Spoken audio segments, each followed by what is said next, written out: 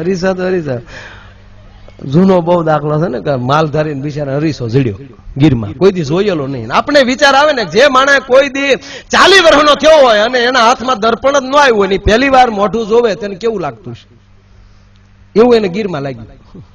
અરીસો મળ્યો તો એને કઈ ખબર નહીં કે અરીસો હોય છે એમ. એને એમ કે કોઈ ખામો માણસ છે, આમ હલે હા વાહ વાહ વાહ, આખો દે આમ જ કર્યા કરે. અને કોક આવે તો ધરતીને પછેડી મૂકી દે, પાછા બધા વહી દે ને પાછો અરીસા આમ લાગી જાય, વાહ વાહ વાહ રામ રામ.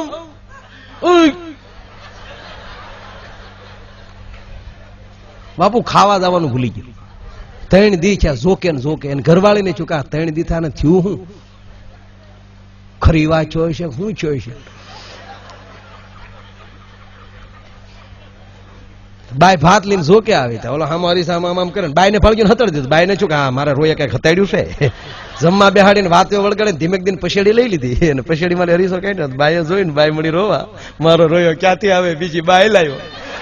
હામ હું હામો શિબલી બાય મુઠ્યું વાળ્યું રોતી રોતી ને હાઉ ને કીધું તમારા દીકરે એક ભાવમાં 2 ભાવ કર્યા. અરે કે પણ બતાવો હોય નહીં જો બીજી બાય લાવ્યો. ક્યાં છે તા આ રહી તા ડોશી મીડ્યા રોવા, મારો લોયો લાવ્યો ને ગઢી લાવ્યો.